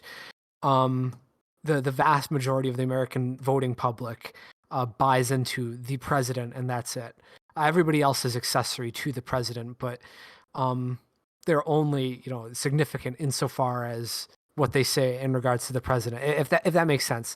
I don't think these individuals saying that they no longer support Trump is going to matter much. He has a cult of personality that's not really going anywhere. Isn't that cult of personality dangerous in a lot of aspects, or do you think that's okay? Oh, sir, it's horrible. I disagree with cults Yeah, of it's bad. personality. Yeah, cults of personality are horrible, but All right. it is a reality that you have to contend with. Yeah, I agree. It's bad, but again, Trump is incompetent at picking people to put in power. Just look at all the people who he put in power who resigned and are now saying he's a threat to democracy. Yeah, but he's gonna. Look at But he could. But couldn't it be the case that he's going to put in people that are more competent and more extremist, and even cement the power of the Listen, presidency even further, and even probably remove our very delicate balance of powers? oh, listen, don't get me wrong. I fully understand that Trump is probably when he gets into power, he's probably going to try to solidify more power to the presidency. But like, to me, that's not different from any other president. So Okay. also, one more thing to say to monologue even more, but like Yeah. Trump may be playing 40, blindfolded Texas Hold'em, but his first term was, made him look bad and incompetent. He's gonna come back and he's gonna be so back and he's gonna run the president like a perfect dictator. But I just don't think that's gonna happen. I think people are inherently incompetent. There's been some talk about Trump having a mental decline. Oh yeah, I mean that's true. I mean, He's like he's almost an old 80. man. He's Yeah. like 78. Biden's like 82 or something, No, or they're like they're they're a year maybe Biden's apart. 78. They're a year apart. Okay, well, I mean, whatever. They're both old fuckers. Yeah, Like, but like as soon this. as the boomers die off, our politics won't be so geriatric, or it Well, won't be as geriatric. It'll go back to normal geriatric. no, I think Well, once. normal geriatric is go ahead. Well, I was gonna say once the boomers die off, politics will probably be a lot nicer and cleaner than it currently is. Yeah. I disagree. Politics has always been dirty and evil and backstabbing and literal backstabbing. Yeah, Rip Caesar. Yeah. I, people, pe- I wrote on my schizo website years ago saying people don't read, and the people don't want to read, and the thesis of that was we live in a time like we used to believe that medieval peasants were ignorant because they didn't have access to information, but we live in such a time where there's so much access to information and people are as ignorant as ever, and it's just because people don't want to read and just read fucking Well, history. people. Oh, certainly. You start to see patterns. Well, I was gonna say people tend to be very one-minded, and since we're Yes. a group, uh, like we're a community-based species, then we like to be funneled into groups. Yeah, Mhm. stop that. Read history. Stop being stupid. Yeah, all the Stop Nazi. making the same mistakes. Yeah, no, don't be a Nazi. Don't be a Stalinist. Yes. Don't be a Yes. tanky. No Yes. tankies. No tankies. Yes. Yes, Yes. yes, Yes. yes. You should be a Georgist. Be no, no. Wrong. Just be for individual liberty and freedom. If you protect the sanctity of the individual, you protect the sanctity of the group. Yeah, you There we should be go. for social and economic freedom. Yes. Yeah. Hell Marx. Mhm. Marx was anti. I mean, Marx was two steps from being a libertarian, but the two steps were self-ownership. Yeah. But you know what? If Marx believed in self-ownership, then he would be a libertarian. He was pro gun. That's all that matters. Yeah, but it was just because he wanted his ideology to win, Maybe. not because it was right. He wanted it for evil reasons. It's funny. There was so Marxism is frequently used as an analog for communism, but there were back during Marx's day, there were actually all sorts of different communists. Like there was Mikhail Bakunin, and he hated Marx, and Marx died before he did, and Bakunin died, and like one of the last things he ever said was basically the worst thing to ever happen to communism was Karl Marx, and he had all these writings about how Marxism was going to create like this evil hellscape of dictatorships. And Yeah. I can't say he was wrong. Maybe not. No. Then you now have this the MAGA commie music stuff going on, right? Well, I mean, it's funny. MAGA is kind of unironically communist and Stalinist. It is kind of funny. I mean, I just call it fascist, so fascistic. Well, yeah, I mean, it is totalitarian. Yeah, and Mhm. we all hate totalitarianism.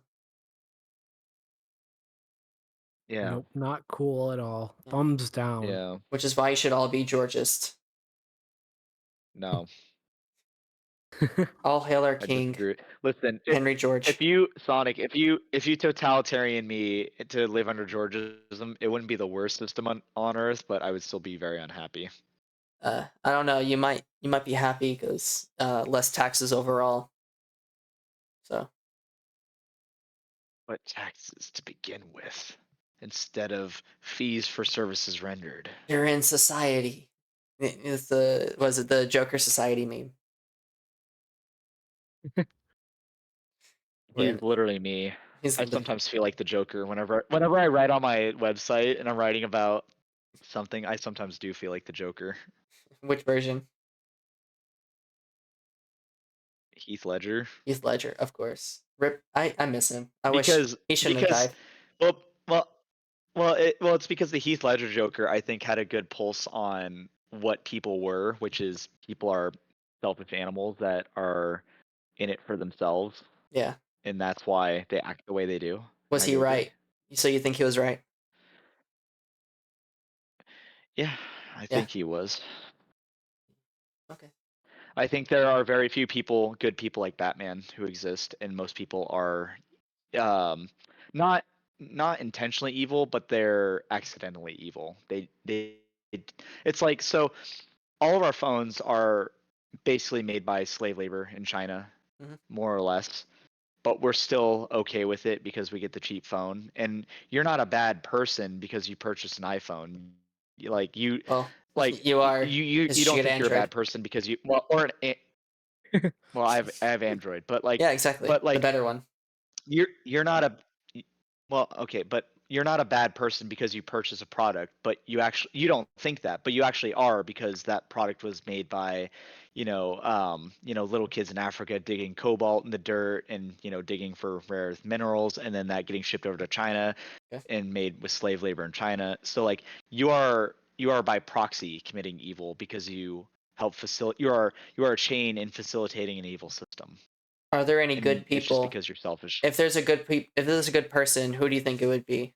Other than you, of course, because you're the most moral out of all of us. I'm not a good. I'm not a good person. I have a fucking phone.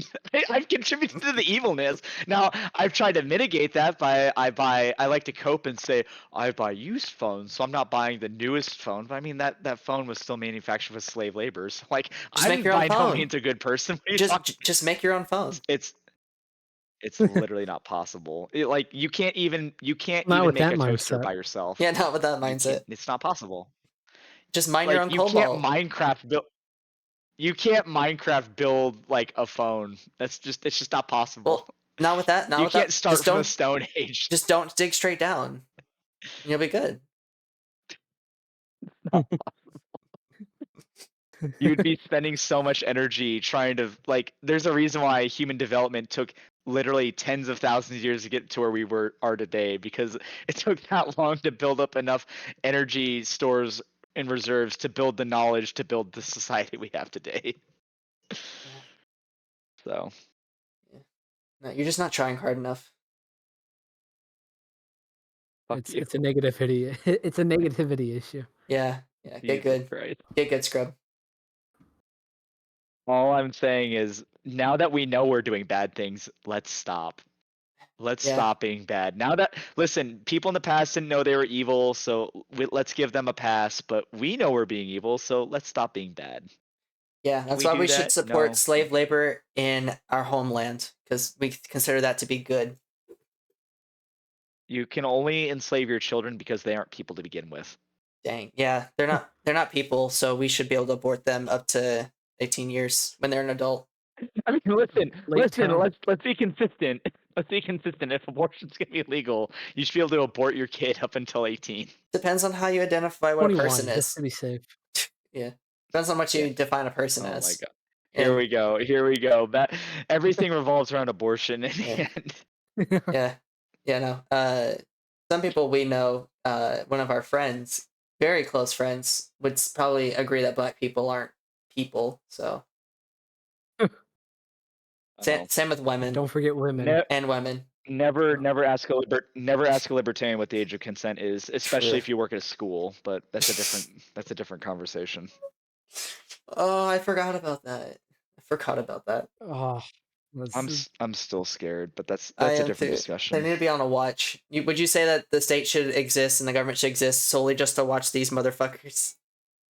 Listen, I have said many times there is a narrow case to be made for the existence of government, and I think enforcing laws in which there is a victim who is measurably harmed is one of those things, and I think raping children is one of those things the government ought to be involved in stopping. I think we should have a specific government agency just to watch that one server, and that's it. Just to watch that server. Just well, that the NSA already does that. So Yeah, but the NSA doesn't know they're watching the server. That's the problem. sure, that's true. we need a specific agency just to watch this server. So and the this is people the that are thing in I that hate server. This is the thing I hate about the dystopian hellscape we live in. We're being spied on constantly, but the people spying on us don't even know they're spying on us. So it's like, why are you doing this? Why can't you just like not spy on me so I don't have to be paranoid? Just in Please. case. Just leave me alone. No, we need a. Well, Yeah, so you just have to say the fun words. There was a case a few months ago. A guy was at Heathrow, I think, and as he's boarding the plane, right? Obviously, there's airport security. So on, I believe it was Snapchat, which is supposed to have end-to-end encryption, I believe. He texts a group chat with his friends that he hopes airport security doesn't find the bomb in his luggage, right? No. You know, normal 20-year-old male group chat joke, right? Whatever. Yeah. Totally innocuous. Everybody laughs. They forget about it 2 minutes later. Yeah. But as the plane he boards is flying over Spain, it gets fucking intercepted by the Spanish Air Force and forced to land, and he gets arrested because get this, okay, in the like 15 minutes it took the plane to fly from Heathrow over Spain, British intelligence intercepts the supposedly encrypted message, manages to, you know, analyze it to some degree to determine it's a quote unquote credible bomb threat, forwards it to the appropriate Spanish authorities who then determine the plane and then intercept it. I mean, it's incredible. So the conclusion is that we just have to expand the surveillance. See, guys, the issue is that they're not tracing enough keywords. Okay, we could stop these child diddlers by flagging those words too. We just need to expand the surveillance apparatus. More surveillance, guys. Another NSA data center. Come on. No. Okay, everyone in Well, chat, I mean, just look up how to make a bomb, and you definitely won't be on a watch list. well, making a bomb isn't hard. No, if but you're even competent in chemistry, you could it's make just, one. It's not hard, but it's dangerous because if you're stupid, you're gonna kill yourself, which is why a lot of people Which is blow probably themselves up. which is So probably a good thing, right? If you're trying to make a bomb to harm other don't people. don't make bombs unless you're really smart, which most Yeah. people aren't. So don't do it. Yeah, unless you want to target the government. Don't make bombs. Unless you want to target the government. Just buy armor piercing rounds. It'll do the same. No problem solved. That's more effective. Yeah, because you can get more of it for cheaper. Yeah, it's cheaper. It's cheaper. All right. We Also, want to wrap things up. we got about 10 minutes till 2 hours. Also, Yeah, but let's start wrapping it up. Also, don't attack the government. Please don't. The time's important. Well, yeah, I mean, don't fight the government unless you're gonna win, Dab. Yeah, I'm glad you don't have your camera on. I'm just being honest. Like, I mean, if you're gonna fight the government, win. But if you're not, don't fight the Or government. just fight the government with the process and don't be an accelerationist. Yeah. Well, yeah. Well, I'm not an accelerationist. I mean that I don't believe in. I mean, to be honest, like terrorism works, but mostly because it allows the government to do even worse things. So, like, terrorism is actually really stupid. True. I mean, look at I don't 9/11. know. It worked for the IRA. Look at 9/11. Yeah, exactly. Yeah, Yeah. I mean, 9/11 did more damage to America than it did the Middle East, where we killed tens of thousands of people. Yeah, because now we have mass surveillance and stuff. Yeah, the government looks at me as I look at weird stuff on the internet. True. But like you just said, they don't fucking know that they're spying on you. They just It's literally the worst dystopian nightmare. even worse than Yeah, I wish I had a personal connection with the person staring at me while I'm taking a shit. oh, that's me. Sorry. Well, that's also Facebook, right? Because didn't there was a thing with Facebook that they Yeah, literally they know they know when your you take a shit. crap. They know your shit cycles. It's true. That's true. Yeah. Yeah, it's because people are very routine and they do very similar things when they're gonna go to the bathroom. Yeah. Yeah, that makes So sense. so But yeah, you don't personally know your analytics guy over at Facebook, so it's still the same dystopian hellscape where is the government surveying you just as bad as private corporations surveying you? Are they equally bad? Yes. Okay. Yes, and what's even worse is the government protects the private corporations spying on you, and Because they they already do facilitate it, it. and they and what's even worse is the government forces you to accept spyware from private corporations, whereas if the government didn't do that, I could literally just delete it, and if the private corporation cried about it, I could say that's too bad. You know, it'd be crazy. Under a fully free market ANCAP system, you would still have mass surveillance just by private corporations. You broke up. You broke up. You Oh, broke up. under an ANCAP system, you'd still have mass surveillance just by not by a government central body, but just corporations and companies.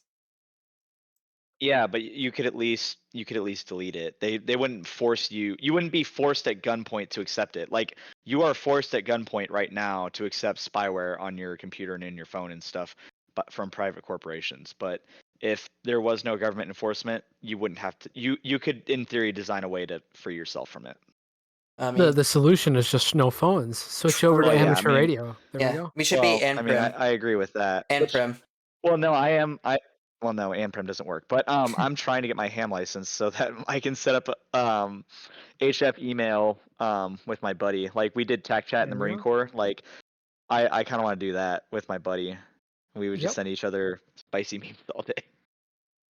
2 hours of intense study. That's all it takes. There you go. It would Amateur extra.